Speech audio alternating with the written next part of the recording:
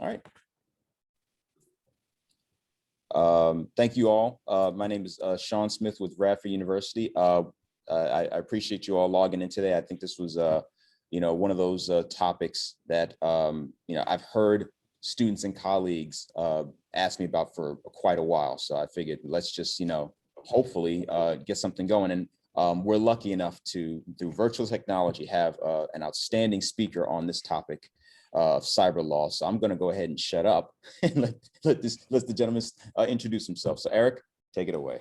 All right. Well, first of all, Sean, thank you so much for putting this together. My name is Eric Sinrod. You can see the Golden Gate Bridge behind me. I literally am about 10 minutes from there. That shot was taken about 2 days ago. So yeah, my name is Eric Sinrod. I've given Sean my contact information. If he wants to pop it into the chat, he can. If you ever want to reach me. I've been a partner at the Dwayne Morris Law Firm. It's an international law firm. I've been doing this for decades as a lawyer. I've taught at various law schools. I'm currently teaching at Sonoma State University to undergrads and to Dominican University to undergrads here in Northern California. And I teach a wide variety of courses, but especially and on point for today, tech law and cybercrime. So you guys ready to get moving here? So I don't know if I look it or not, but I'm older than the internet. But seriously, I've been practicing law in this area for decades. I was the first regular legal tech blogger. Before the word blog was even a word, it was called an online column. I've posted over 2,000 of them. And more recently, in the last few years, I've collaborated with a colleague in London, and we've created over 300 audio and video podcasts. But again, my contact information should show up for you in the chat. It's kind of a Herculean task for us today to touch on cybercrime, cyber warfare, cyber extortion, international issues, and how to win internet cases and other related topics, including Q and hopefully A in 1 hour. But we're going to do it. It won't be the deep dive. How could it be in an hour? But I do the deep dive in my tech and cybercrime courses that I've been teaching at various institutions. So keep in mind, I'm a lawyer and I'm a professor, but I'm not an official tech geek.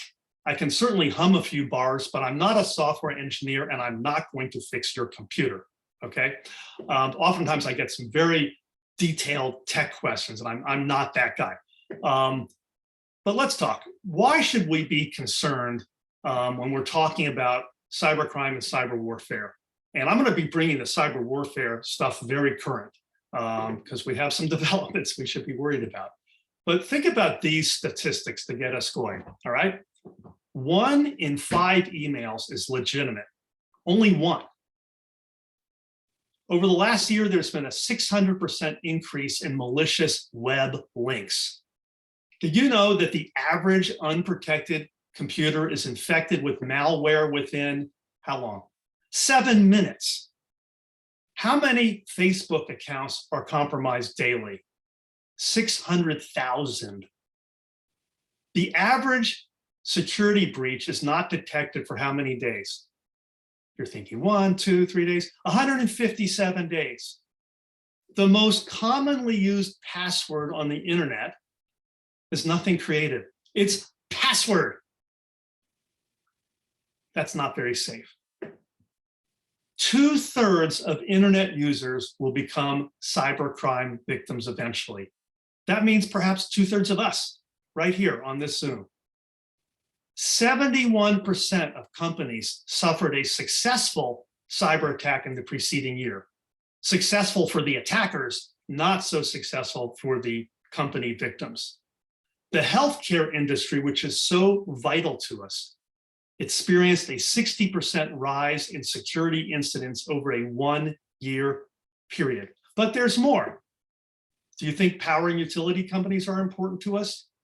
They suffered 527% more security incidents over the prior year. And if you really want to think about things and sort of bend your brain, most corporate security incidents are perpetrated by insiders, people inside the company. So that doesn't make you feel too safe. The average cost of a data breach is $3.5 million. And what's the weakest link? Mobile devices. we're all running around all the time, living our lives on these handheld devices, and they're the weakest link. What's next? Social media. How many millions and billions of people are on social media every single day? Hopefully you're not on social media right now. Hopefully you're paying attention to this Zoom, but you've got my point. And practically all security professionals believe that cyber attacks represent a credible threat to national and economic security. And what about Russia and Putin? With crippling economic sanctions hurting everyday Russians, which puts pressure on the Russian government and Putin, how can Russia attack the United States plausibly? Perhaps via cyber warfare, and hopefully not with respect to mission critical systems, but stay tuned as we go through this talk. So, class, do I have your attention yet? Yeah, I hope so. Yes. Okay, thank you for the response. Oh, my contact information is in the chat. Thank you, Sean. All right, we're going to start with the mellow topic of cyber warfare. Do you mind if I have a sip of tea? Unfortunately, conflict between humans has been the case for thousands of years. It's part of our origin story. In prehistoric times, sticks and bones were the weapons of choice. Over time, humans became more sophisticated, using knives, swords, bows, arrows, and eventually guns and cannons. As we progressed even further, we became even more advanced in the realm of waging war, deploying chemical weapons, dropping bombs from planes, including atomic bombs, launching missiles from afar, and now attacking with drones. And Russia currently, we're told, is using hypersonic missiles on Ukraine. Over the course of the past several decades, the internet has been expanding in terms of its applications and uses. And there has been concern, rightly, that the internet might provide a means for waging war or dismantling the means of waging war by others. Has anybody here heard of Stuxnet? Stuxnet. This was a computer worm. Again, I'm not going to be your tech guy telling you what a worm is, that was launched by a US and Israeli intelligence operation to attack and cause the tearing apart of programmable logic controllers of Iranian centrifuges that were designed for potential nuclear weapon purposes. What does that mean? It means these centrifuges started moving at this really irregular pace, and they basically stopped working and were rendered inoperable by a computer worm. So actual physical damage was caused by a computer worm, all in the goal of preventing Iranian war capability. US officials reported a few years ago that Russia initiated a, quote, sophisticated cyber attack, close quote, on the Pentagon's Joint Staff unclassified email system, a system that was taken down for a couple weeks. This impacted about 4,000 personnel employed by the US Joint Chiefs of Staff.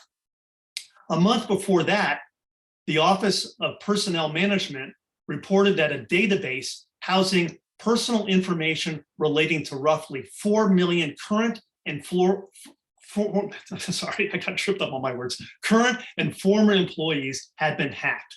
And this was reported to be the work of the Chinese government. So we can't leave out China, even though our administration did not directly accuse China. That was the currently held belief. And now, if you're really interested, there was the hack of the Ashley Madison website. Have you guys heard of Ashley Madison? Ashley Madison is the world's largest adultery site. On the site, it says, quote, life is short, have an affair, close quote. And this is where married people can get together, usually without the permission of the spouses, to hook up with other married people and have an affair. Okay, that's their business, supposedly. But the personally identifiable information of millions of Ashley Madison users was hacked. Not necessarily by a foreign government, but guess what? Thousands of the people there on that site were using a .gov, a .gov email address. They were federal employees, and apparently some of them were being extorted by foreign interests to provide US state secrets in return for not being outed publicly about their adulterous sexual behavior. Having fun? Now, these hacks that I just described didn't cause physical harm like in traditional warfare, the dropping of bombs. But if foreign governments can obtain sensitive information so easily, it might not bode well. It is depressing to think that Russia and China might be able to disrupt or gain control over nuclear power plants, air traffic control, the electrical grid, the water supply and distribution, and the list goes on and on. And in those contexts, class, we definitely could suffer real physical and other harm. So let's talk a little bit about Russia. And it goes back a little bit when we're talking about Russia and Ukraine. There's strong evidence tying Russian hackers to a string of attacks in Ukraine going back to 2015, about 7 years ago, when these hackers knocked out electrical power to over 250,000 customers in Western Ukraine. The next year, targets included government agencies and the banking system there. And before Russian troops invaded currently, Ukraine was hit with never before seen malware designed to wipe out certain types of data. So why is Ukraine a desirable target for testing cyber warfare capabilities? I'm not talking about the on-the-ground conflict at the moment. Why? Because that country has a similar infrastructure as that found in Western Europe and the United States. But the main difference, though, is that Ukraine has fewer resources to counterattack online. Okay, so the US government has been wary about the possibility of a Russian cyber attack on US critical infrastructure and varied Kremlin attempts to spread disinformation about any incident's effects, all to sow panic among Americans. They like us to be confused and not grounded, not know where things are coming from. So let me give you a quote. Quote, all businesses, all critical infrastructure owners and operators need to assume that disruptive cyber activity is something the Russians are thinking about, that they are preparing for, and that they are exploring options for, as suggested by President Biden, close quote, as stated by who? Jen Easterly, who's the current director of the US Cybersecurity and Infrastructure Agency, CISA, not CIA, CISA. She goes on, quote, that's why we are so focused on making sure that everybody understands the potential for this disruptive cyber activity, close quote. And then, and you guys might remember this, especially being on the East Coast, right? Is everybody here on the East Coast? I'm from Maryland, by the way, long ago and far away. But she pointed to the example of the criminal attack on the Colonial Pipeline last year. You guys remember that? Which shut down delivery of fuel to the East Coast for days and led to Americans hoarding gasoline, as an example of the type of thing that can happen. I need another sip of tea, excuse me.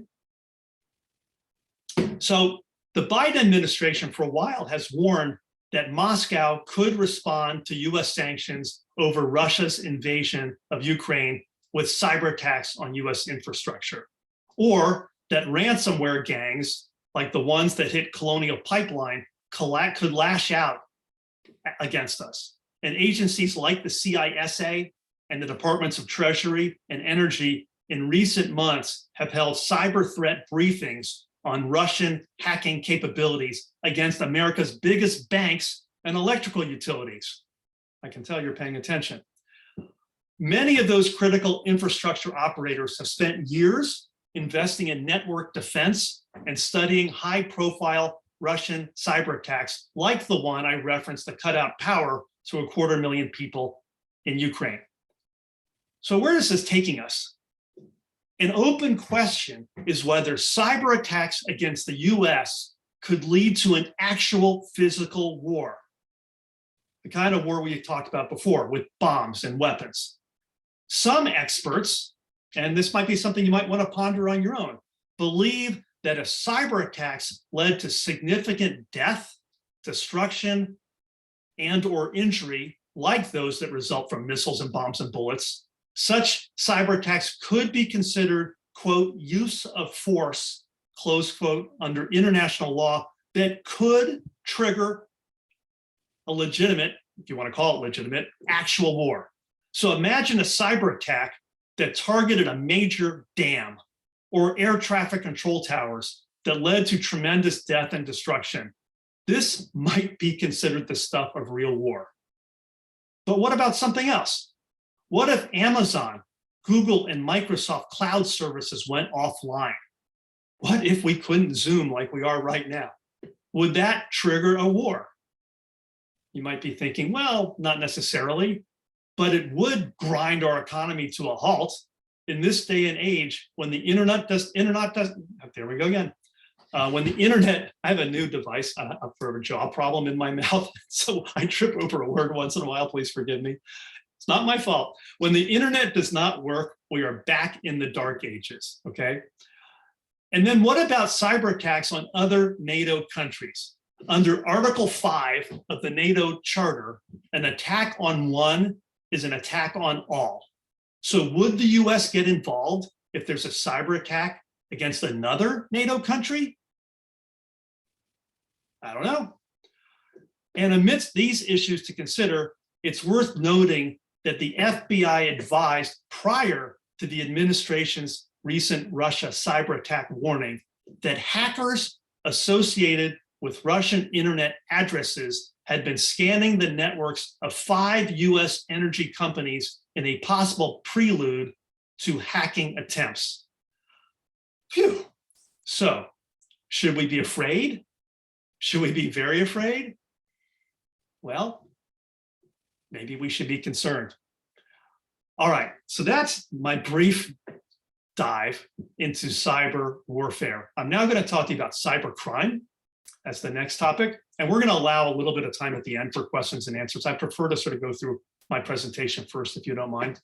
So when it comes to cybercrime, has anybody ever heard of a DEF CON conference? DEF CON's a, okay, I see at least one person nodding. DEF CON, or maybe more, is a get together in Las Vegas in the brutal heat in the summertime, where the white hats and the black hats get together. And I was actually a featured speaker at DEF CON long ago. I think it was 2001. And this is where people share ideas and discuss what's going on, and they make presentations. And the black hats are actually people who are hackers.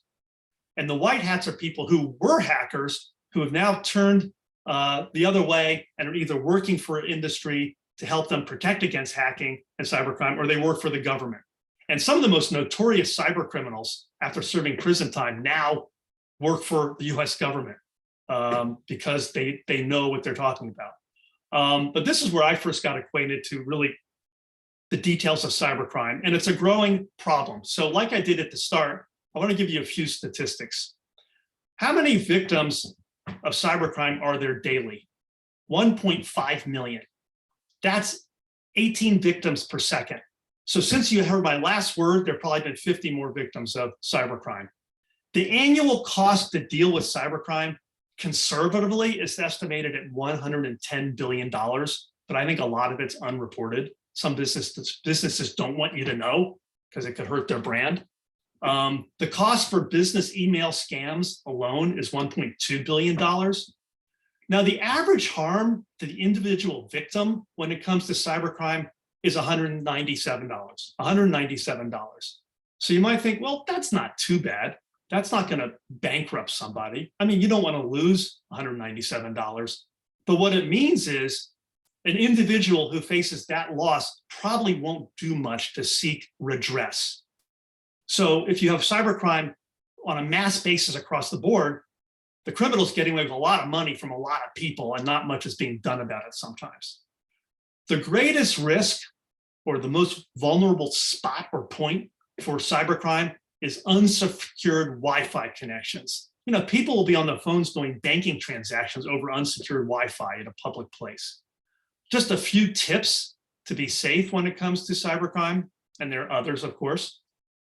Change your passwords frequently.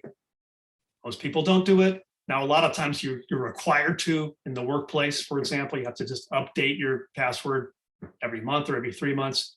Use complex passwords. Now, some websites are basically requiring it. If you don't have at least 8 letters and a number and some other symbol, it won't work. You should delete emails from those you don't know and don't open them.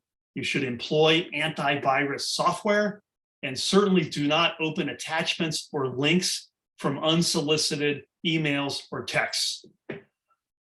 Computer crimes are hard to detect and resolve because we're not present at a physical crime scene like it used to be in the old days. You see somebody running down the street and grabs a lady's purse and runs off. I mean, you sort of see what happened. But digital footprints many times are difficult to trace, and pursuing justice in foreign jurisdictions, you know, overseas, is difficult even if you discover who the true perpetrators are. So I want to give you a little lively hypothetical of a cybercrime. Do you guys know what a DDoS attack is? A distributed denial of service attack. I see a couple nods.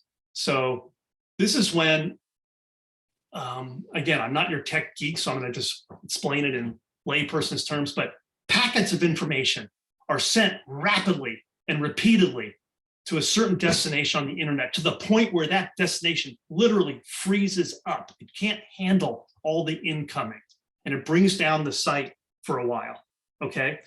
So we have this guy named Harvey, and he's this disgruntled fellow on a mountaintop in Montana, and he just doesn't like Jeff Bezos, the CEO of Amazon. So he's decided he's going to launch a DDoS attack to try to bring down Amazon for a bit. And Harvey's clever. He wants to cover his tracks a little bit. So he wants to ricochet his DDoS attack off of what's called a zombie site. He wants to bounce it off another site and then have it hit Amazon. So he's going to bounce his attack off of Facebook, and then Amazon goes down for 3 hours. And as you can imagine, you know, Amazon, as the world's largest commercial marketplace, if it's down 3 hours, that's a lot of lost revenue for a lot of folks, including Amazon and Jeff Bezos. Harvey might be caught. Let's assume he's caught. The FBI finds him on his mountaintop in Montana. They put him behind bars, but guess what? He's judgment proof. He has no money. He's just a guy living on a trailer on top of a mountain. So, okay, he's behind bars. He won't have computer access. And when he gets out in 10 years, he'll probably work as a white hat for, you know, Amazon protecting it, or the government. Things like that happen, right? Then the question is, can they actually make money publishing their book about it all for their criminal activity? But that's another story. But getting back to the current problem, what does Amazon do? It's out the money. Let's just say it's out, I don't know, $500 million for having its site down. It's not going to get the money from Harv. Can Amazon sue Facebook, the zombie site? And what would the legal theory be? It would be negligence. And how does that work? You need to have foreseeability of a potential harm and actual causation.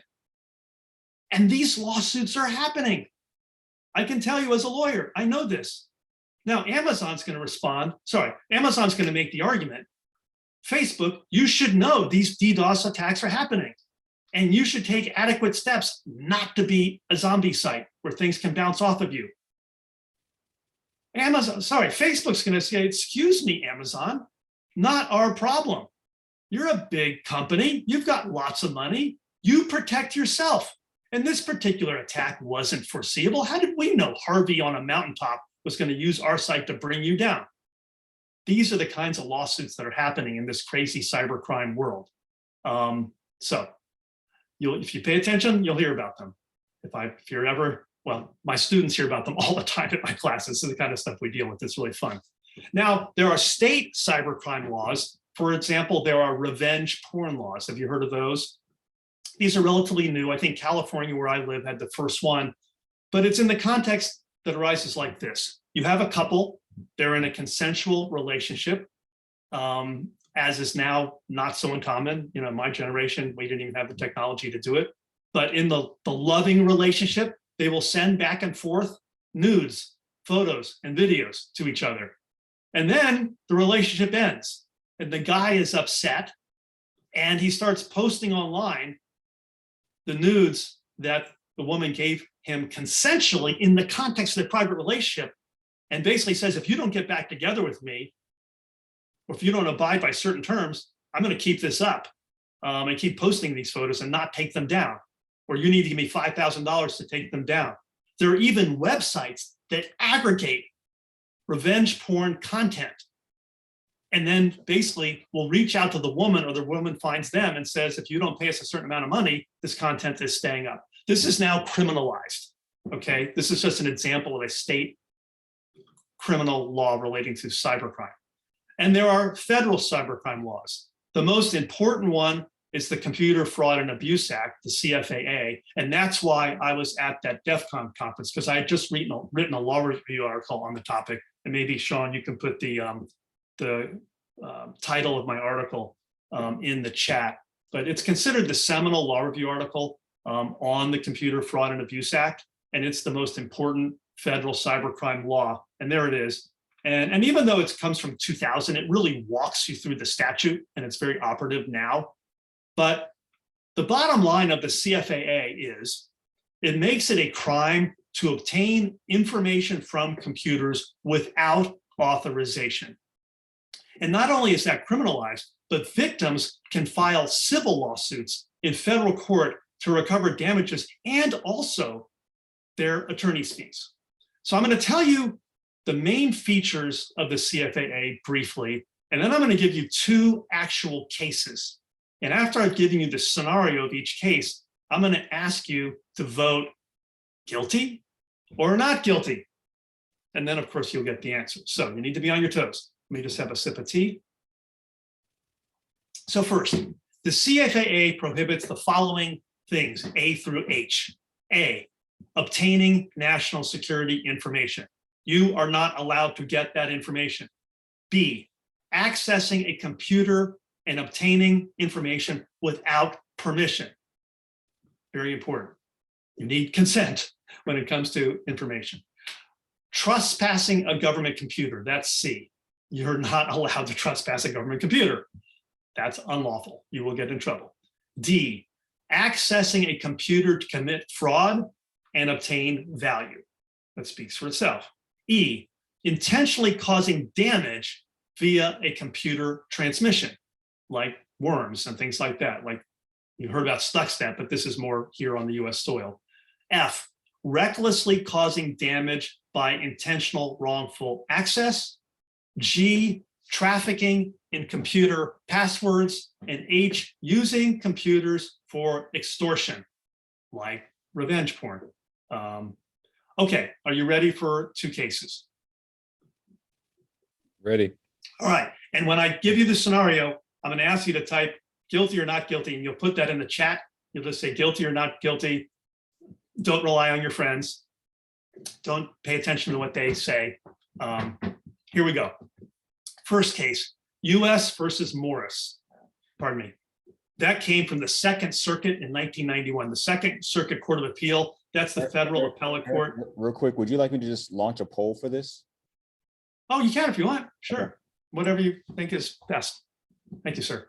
US versus Morris, this case went up to the Second Circuit Court of Appeal, which is the federal appellate court in the New York area, if you will.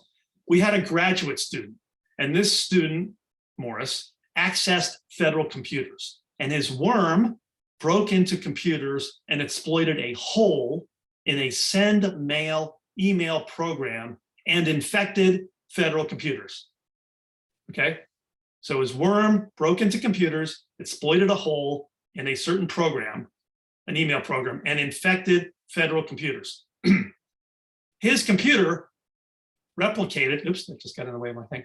His computer replicated and reinfected internet connected computers exponentially, causing computers around the country to crash and freeze.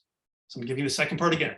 This computer replicated and reinfected internet connected computers exponentially, causing computers around the country to crash and freeze. Was Morris innocent? Yeah, well, let's say guilty or not guilty under the CFAA. And recognizing I know you only know about the CFAA for the last minute. And this won't affect your grade if you get it wrong, I promise. So are people voting? Yes, they are. Okay, you tell me when I should continue. Okay. Tell me when we have the result, please. Yeah, we're almost 10 of 13 have voted so far. Okay. Like, I think get 3 people really pondering this one. Pardon me.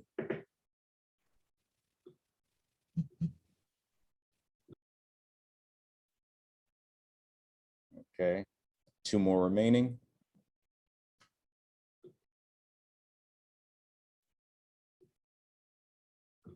All right, I'll go ahead and, oh, yep. All right, let's go ahead and release it. All right. Okay, so what are the results? Can you all see that? Okay, 82% guilty, 18% not guilty. Would you like the answer, class? Yes. Yes. Well, I gotta go now. No, the answer is guilty. Very good. I did a dry run of this presentation to my students yesterday. They got this wrong. Okay, a much more learned group here today. He did not have authorization to transmit his worm into federal computers that then crashed many other computers around the country. Okay, because you did so well, I will give you the next one. This is US versus Drew. This case arose from the Central District of California. That's the federal trial court in the Los Angeles area from 2009. This was a sad case. We had a homemaker, a woman homemaker, who masqueraded online as a teenage boy.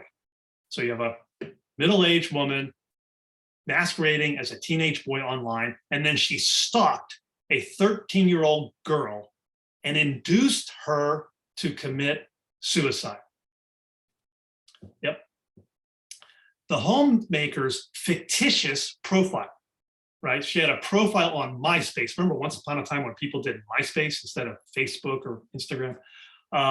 She was on MySpace and her profile violated the terms of service. You know, the TOS, T-O-S. There's, whenever you create an account on a site now, you have to click through and say you abide by the terms of service. And those terms of service are written by somebody like me. And, you know, if you printed it out, it's probably 3 or 4 page single space and nobody ever reads them, but they click on, they abide by them. And then the question is, are they binding? And they usually are. But she violated the terms of service because the TOS, the terms of service, said you cannot create a fake account here. You have to have your real identity. So she was charged under the CFAA without, excuse me, the CFAA with accessing a computer without authorization, okay? Because she wasn't operating under her real identity according to the terms of service. So she was charged under the CFAA with accessing a computer without authorization. Was she guilty or not guilty under the CFAA? Remember, she masqueraded as the teenage boy. Sorry, she masqueraded as a teenage boy and then stalked this 13-year-old girl, inducing her to commit suicide, violated the terms of service because she was not acting under her true identity. And that, so does that violate the CFAA? Guilty or not guilty? And then This one's a thinker. It is a thinker. The other one was more, I don't know, easier to wrap your head around. Although when it comes to cyber law, while you guys are pondering, cases go all kinds of different ways. There isn't a lot of regularity sometimes, and I have to advise my clients of that. And so, well, I'll give you some examples toward the end where good cases make good law and good facts make good law and not the other way around. Eric, I'm curious as to whether you think, regardless of whether the federal computer law was violated that you're talking about, that there might have been an action for criminal activity, like involuntary manslaughter or something. Yeah, like I mean, there could be other causes of action, correct. There could be other criminal and civil causes of action. Right now, we're simply focusing on the CFAA. And in this particular count, this woman was charged under the CFAA. But I do agree that there could be other remedies. Thank you. Good question. All right. So where do we stand here? We got one more, just really not sure where to go, but I'm gonna release it because I mean, Okay. 92% voted, so let's go. Okay. Are we having fun, guys? All right, ready? Here we go. Okay. 75% not guilty. Okay. Good, class. Very good. Not guilty. Who wants to articulate for me why? I mean, your gut is on, and you're right on. I'm just curious if anybody. No, normally with my students, I say, if you want to speak, just type me, M-E, in the chat, and I'll call on you. If you don't want to, that's fine. I'm not going to hold it up for very long, but I'll tell you the reason why the court said under the CFAA. But if somebody wants to hazard a guess to show me how smart you are. I'm like, to put it simply, she might have violated something, but it was not, you said she was charged with violating the CFA for accessing the computer or the site without permission. Yeah. I mean, that's not true. She had permission. Okay. All right. I don't recall anything in the statutes regarding, what he just said. Mm-hmm. They didn't say you couldn't access it under a pseudonym or false identity. Yeah, these are all good points. I agree with both comments. And then also the court held that using a website's terms of service to charge somebody with a statutory criminal offense would be unconstitutional under the doctrine of void for vagueness. I mean, the criminal laws are powerful, right? They can take away your liberty. You can be incarcerated. I mean, other than capital punishment, which takes away your life, it's severe. I mean, we're a country that's built on liberty. So to lose your liberty is a big deal. So the criminal laws have to be crystal freaking clear. And if we're just going to use a statute to piggyback on all these terms of services that are out there on websites to maybe have you be criminally liable, that's too vague. That's where the court came down, in addition to the reasons you guys have, which are good ones too. All right, I'm going to switch gears a little bit. We're still within cybercrime, but we're talking about cyber extortion. And there are various types. This is when someone seeks to obtain something of perceived value by threatening harm, like the revenge porn example, or another example. I was actually involved in this because I represented a female car dealer, and her face was photoshopped online so it looked like she was having sex with animals. And she was told to stop doing business or more such photos and videos would be posted. And we got some, forensic investigators on the scene, and we found out that this stuff was happening. This activity was the result of a competitor. Another car dealer in the area was doing this, trying to drive her out of business. And obviously we put a stop to that. In recent years, there's been a spate of ransomware. Malicious software infects a target computer and displays a notice that threatens to destroy or disseminate private data unless an extorted payment is made.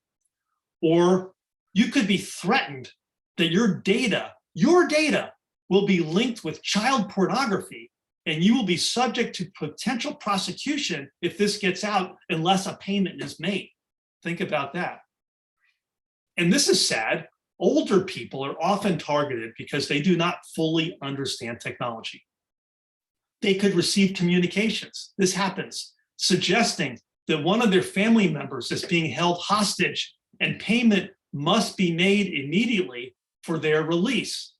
And there can even be computer-generated voices that sound like their loved ones begging for help to gain their release. And the list goes on and on. So cyber extortion is a big problem.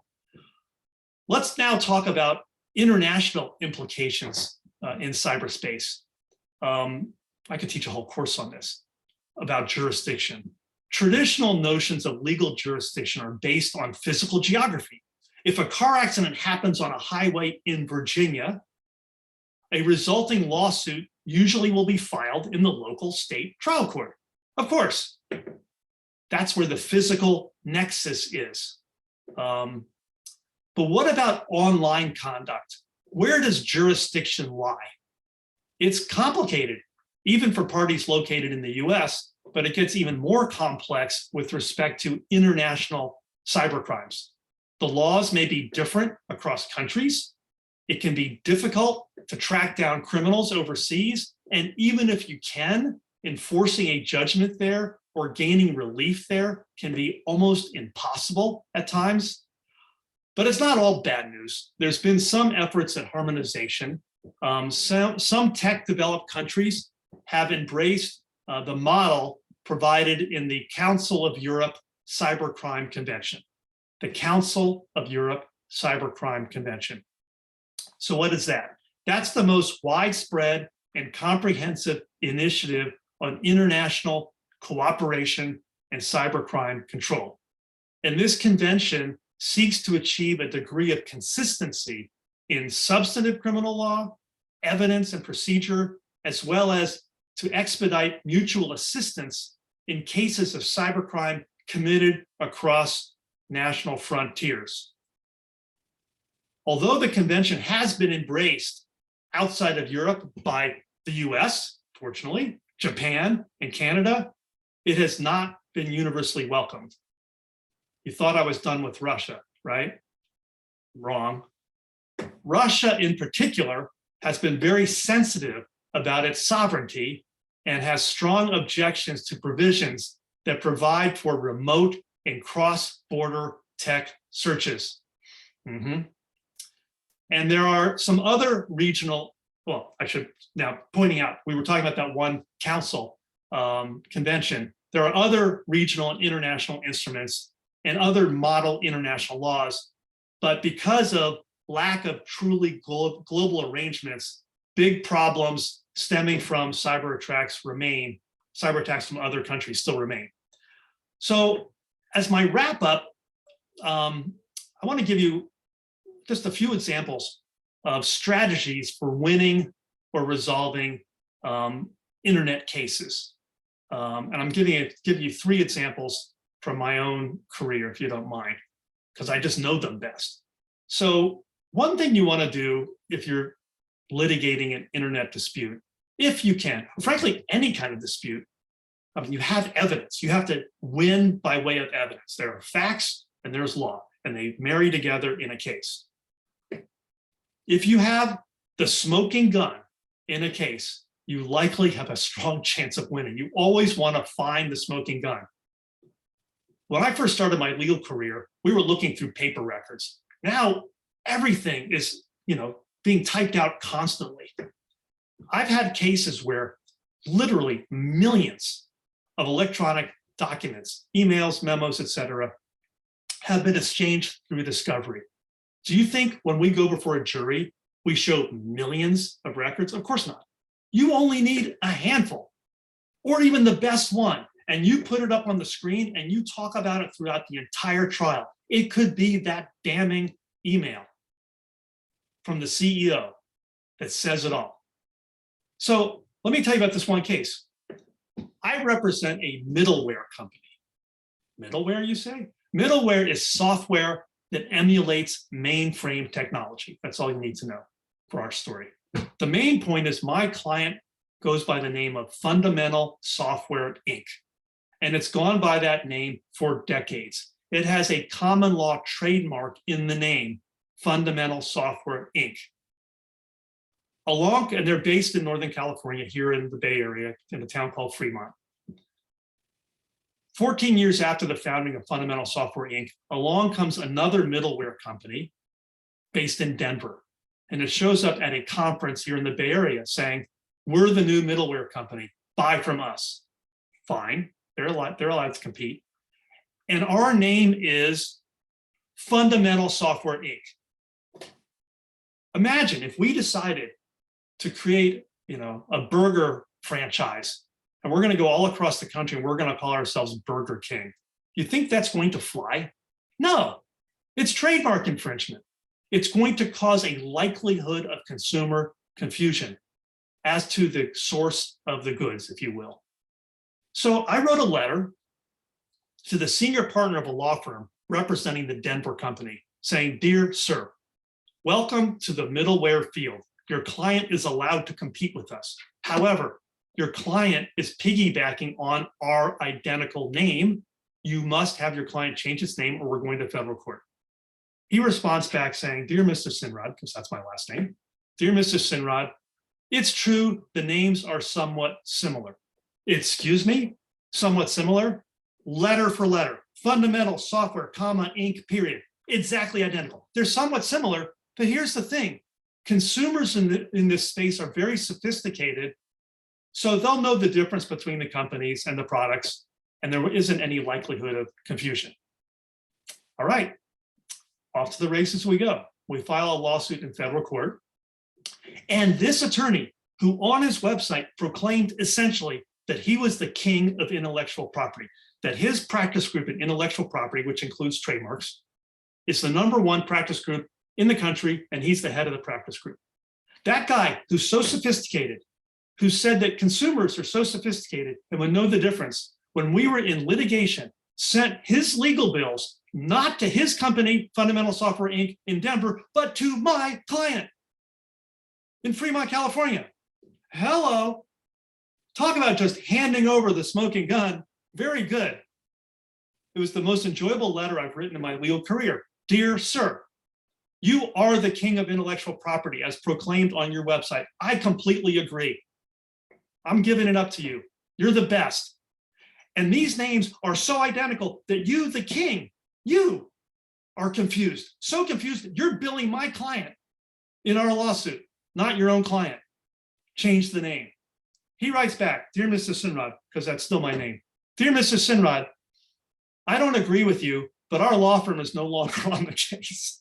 Why? Because they got fired for malpractice. "We're no longer on the case. Contact this other attorney at this other firm. They're now representing the Denver company."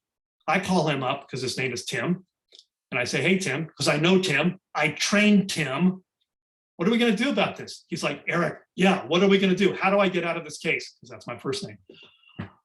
I'm like, "Well, your client could change its name within a week and pay all of our attorney's fees within a week." And they did. Moral of the story, if you can find the smoking gun, find it. And this one was just handed up on a silver platter. That's case #1. Case #2, when to send a message. Sometimes you're trying to send a message to the party on the other side and potential parties, and also to build the law. This is important. Back in 1996, Congress enacted Section 230 of the Communications Decency Act. Have you guys heard of that? It gets in the news once in a while because at the time, Congress wanted us to have a vibrant, emerging information superhighway, which then became the internet. And they basically decided in this Section 230 that internet service providers would not have liability for content posted on their sites by others. Okay, so you can post on Facebook or on Instagram or whatever, and they don't have to call balls and strikes and monitor to see if you're telling the truth or if you're lying or whatever. It's not their problem. They're providing a means of communication. Just like if we got on the phone, on our mobile phones, and decided to rob a bank, and we could, we had a conspiracy to rob a bank. Let's say we're both talking on Verizon. Verizon's just given us the means to communicate. Should they be responsible? So that was the idea. So there was this, so I represented eBay at the time, and eBay was trying to sort of build out and solidify the case law that Section 230 was pretty solid. These were in early days. So there was, of all things, a ski resort put up for sale on eBay. Not a bicycle, but a ski resort. A ski resort in New Jersey, of all places. Okay, it goes up for sale. And there are some communications that go up and about around this potential sale that talk smack about the ski resort, say bad things about it, and the ski resort is not sold. So the ski resort sues eBay saying, eBay, you should have been the referee on your site and made sure that negative things about our ski resort weren't said that prevented the sale, you're responsible. We, with eBay, decided this was a good case to run with. And rather than try to resolve it, we took it to the trial court level, the appellate court level, and all the way up to the New Jersey Supreme Court. And the New Jersey Supreme Court held in one of the early cases, right, eBay, you have immunity for what was posted there. Now, fast forward, this was in the late 1990s, 2000 timeframe. There have been some problems with Section 230. You might remember in the 2016 and 2020 presidential elections, there was all sorts of stuff going up on Facebook and other places that was inaccurate, as a matter of fact, in politics that could have influenced some political decisions by voters. There's been misinformation like crazy about the pandemic and vaccines that go up on these sites. And there's been a recognition that that's a problem. And there have been some suggestions that Congress should rein back Section 230 and that the company should have some responsibility because they're no longer little startups. We wanted these companies to emerge and grow, but they're now the most powerful companies in the world. You know, Facebook is not poor. Facebook has money. And Facebook has even recognized that it's got a problem. And it is, you know, Mark Zuckerberg has actually shown up in front of Congress saying, okay, regulate us, tell us what to do. But Congress doesn't know what to tell them. Because if you've ever paid attention to any of these congressional hearings where the tech company CEOs show up and they're talking to senators and congressmen, the senators and congressmen do not understand the internet. So it's problematical. But I digress. The real point was, you know, when to send a message and sometimes try to build out the law. And then finally, I'll give you one more example, and then we'll have a couple moments to talk. I've represented Ross Perot's company, Perot Systems. You guys remember Ross Perot? He ran for president in 1992, and in some ways it's the reason why Bill Clinton got elected, because he peeled off votes from George Bush Sr. But he had a tech company called Perot Systems, and that company was sued by another major company for copyright infringement, unfair competition, and antitrust violations. And the complaint was about 100 pages long. It was a very detailed complaint. And we decided to get under the hood. That's the other approach. Investigate. So we looked at all the information, we interviewed all the relevant employees, and we understood on our side there was a misunderstanding.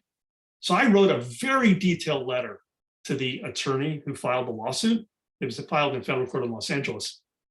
And for each allegation, I said allegation, and then I gave the true facts, allegation, the true facts. And I wrote to him saying there's been a big misunderstanding. Now, I had a 7-figure legal budget approved by Ross Perot's company to fight this to the mat. But this attorney, unlike the attorney who was so unreasonable in the trademark case, said, you know what, Eric, let me take a look. I'll get back to you. He wrote back a week later saying, you know what? There's been a misunderstanding, and they dropped the case. They dismissed it with prejudice, which means they can't file it again. So for all of our efforts, we were probably paid about $15,000 instead of 7 figures to litigate, but we had a very happy, long-standing client. So I've covered various things in a short amount of time. I want to thank you for having me. I love teaching in this area, tech law and cybercrime. It's my passion. It's my practice as a lawyer, and I'm always looking for new teaching opportunities as they arise. So that's my spiel, guys. There might be some questions and answers, right, Sean? Yeah, I mean, obviously anyone can chime in. I'm tempted to just offer my first question. Okay. I hope I Can I can just say, can I just pop in first? Eric, first, I'm sorry that I was late. But Eric and I have known I hired Eric to come work for me when I was chair at Sonoma State. The students there absolutely loved you. I'm hoping that Ryan will give you a class here now that I'm no longer chair. But I just wanted to thank you for taking the time to come and speak to our students and give them your knowledge, because it's just, as always, you were fantastic. Oh, Eric, well, it's great to see you, and I really appreciate the opportunities you've made for me. Good to see you too. Yeah. I'm just going to offer this one, and then by all means, anyone else, you know, you're welcome to. Elder abuse. that of all the things that you mentioned, elder abuse is the one that is ringing the loudest in my head. I end up being de facto tech support for my own mother. And while I'm passable in that capacity, elder abuse is the one area, especially the robocalls, the constant emails that I've now, I think, trained her to just, answer nothing unless it's from me. But yeah, it just seems like the 55 and older crowd are getting just beyond inundated with every manner of attempt to scam, steal, romance scam, and just basically abuse their relative lack of experience with technology and specifically internet communication. So just in terms of the protections, I know you're not giving legal advice here, but just as a broader take on how laws that exist now pertain to that audience. If you could briefly speak to that, I think that's something that's just, it's really getting to the point of being beyond kids being targeted. The elderly in our country are getting just wrecked, I think. Yeah, it's an interesting question. Obviously, there are laws on the books to protect all of us as a matter of cybercrime. There are laws that are specific to elder abuse. I don't know if there's an intersection where there's specific laws about cybercrimes specifically directed toward the elderly. Is that something you've looked into yourself, Sean? Because I honestly have, and I've come up with nothing. So that's why I figured maybe I'm missing something here. No, I don't think you are, Ben. Yeah. Now, you can have laws at the federal level, and maybe you've been looking in your state. It might be a state by state thing, with the development of the internet.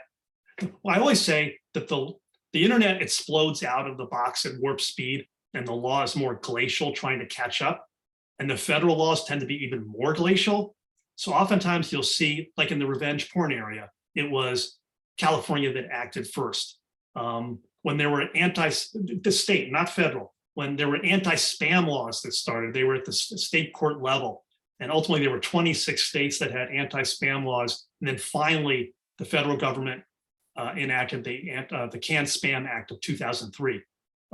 So it's possible you might find some laws in states, maybe not your own state, but they give you sort of analogs. You can look to them sort of as persuasive, even though not binding. Let's just say your person is in Virginia and there's a law in California.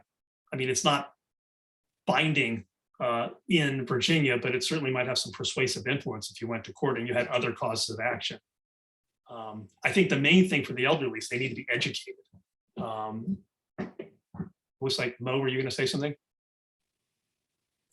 I can just say that with the experience of being an investigator and seeing a lot of the elderly being scammed or falling into a lot of the romance types of scams, that they don't think they're a victim. So the problem is that they are an adult and they can make decisions. And if they don't have a power of attorney, then the family can't control the money.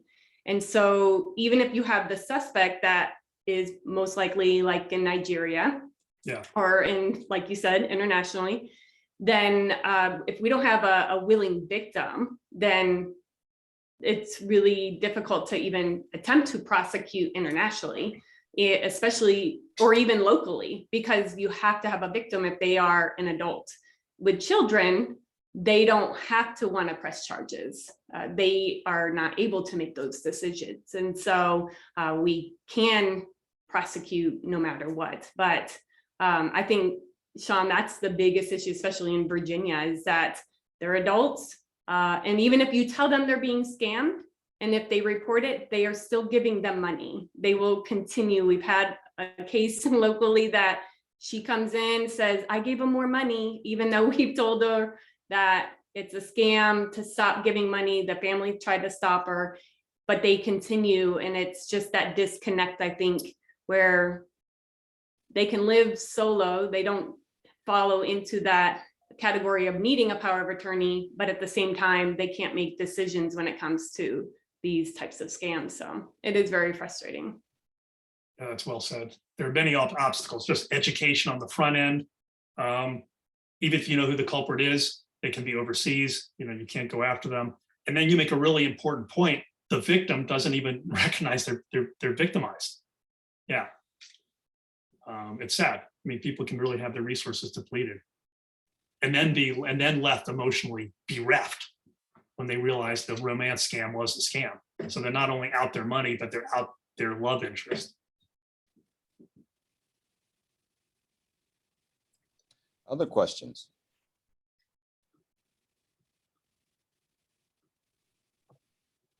Eric, do you think a vendor like LifeLock is a good way of protecting against identity theft? Yes, I do. There are various services like that. Also, when people have their reputations besmirched, there's an outfit called Reputation Defender. The most important thing is when people are seeking protection and help online to make sure the entity offering the protection and help is not a scammer. But LifeLock is reputable. Yes, I do. Did I touch on topics that were interesting and valuable for you today? Yeah. Most definitely. Okay, good. Yeah, and I even think there's even philosophical parts of this that I think are worth exploring. Just the idea of, your reputation as a commodity. I mean, it is, but it's something that I think whenever I've brought it to my own students and I ask them, which is more valuable, your credit card or your reputation. And we end up having hour-long conversations about this, and usually they end up going on the side of, you know what, I think I can actually afford to lose my credit card. Oh, yeah. I can replace the credit card. I can cancel the card. I don't think I can replace my reputation. So, but yeah, it's fascinating. Really. Yeah, I mean, we were talking about the elderly, but we really have to talk about the younger adults and teenagers. They get online at a younger and younger age, and they're literally living their lives on the internet. Every moment's being photographed and thumbs are moving, and they're putting themselves out there, and it lives forever. There's a notion in Europe called the right to be forgotten, where you can actually request, like the major search engines like Google, to de-link from certain sources of information. Because look, we all grow up, but some people when they're in middle school, high school, college, they do things that they wouldn't be doing when they're 25, 30, 35, 40, and it shouldn't necessarily haunt them forever. And you might have a right to somehow have that not be available to everybody. It's very difficult. But that's I could have added that as a topic. It's a whole controversial topic, because maybe we do have a right to know certain information. What if somebody at one point, engaged in pedophilia once? Do we all have a right to know? So they don't, we know who's living near us and living near our kids. I'm just, my kids are 30 and 27, 30-year-olds getting married in a week. I'm just glad they made it through all this stuff and never had a problem. Because I talk to my college kids all the time about, either what they're going through or their friends are going through. And, there are studies that show that the more you're online, your health, the more you're online, there's more of a mental health risk. Your emotional well-being goes down, I should say.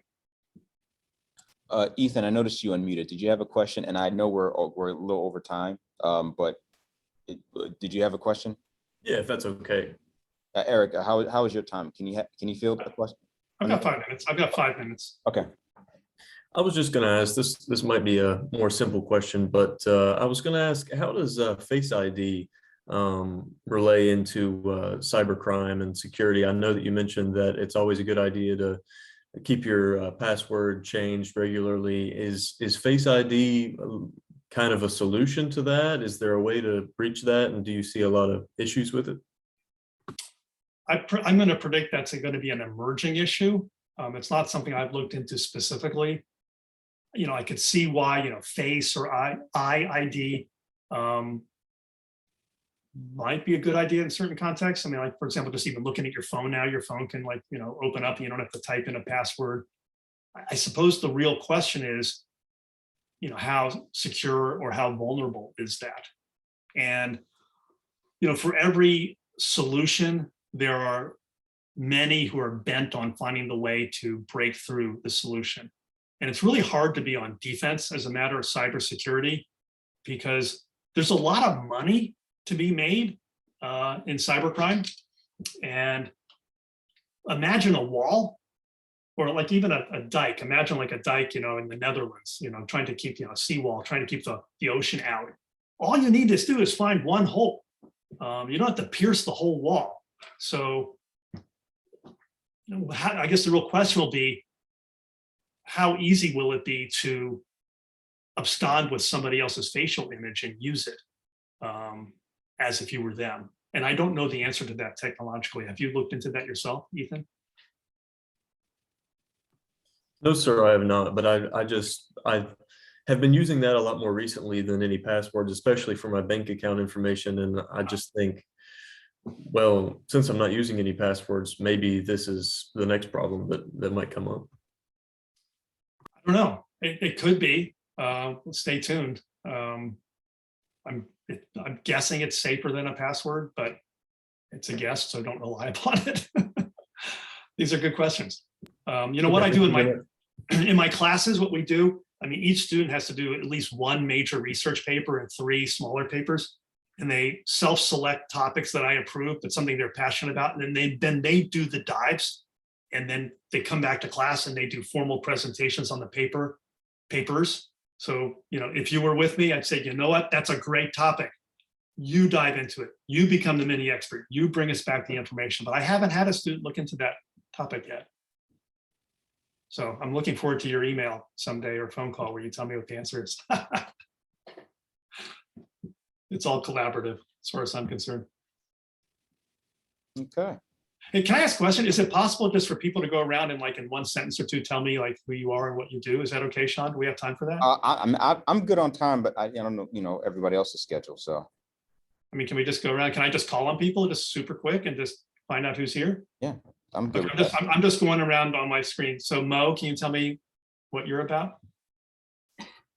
So I'm a retired law enforcement officer. I worked in 20 years. I worked 8.5 years in internet crimes against children here in Southwest Virginia.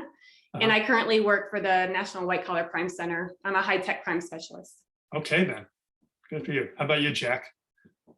I'm retired, just recently retired faculty here at Radford. And I have a law degree. I taught criminal law, criminal procedure, all that. And I think Mo's lying to us. She's not old enough to be retired. That's funny. Where did you go to law school, Jack?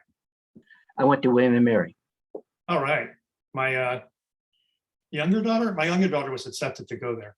We visited. I went to I can't say it, Michigan Law School. How about you, John? I am Associate Director of the Radford University Center for Innovative Teaching and Learning, and I teach in the Radford University School of Communication. Great.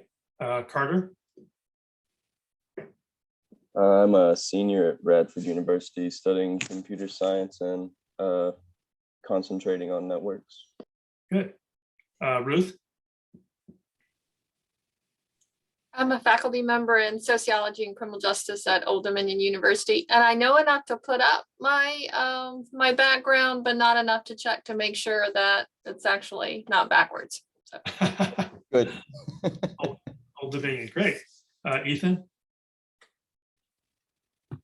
Yes, sir. I'm a student here at Radford University. I'll be starting the graduate program in criminal justice, and I'm a student of Dr. Smith's right now. So You're in good hands, Ethan.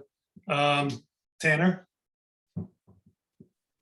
Yeah, I'm a sophomore at Radford, and I'm currently double majoring into cybersecurity and networking. And I'm very interested about cyber law and ethics and all that kind of stuff.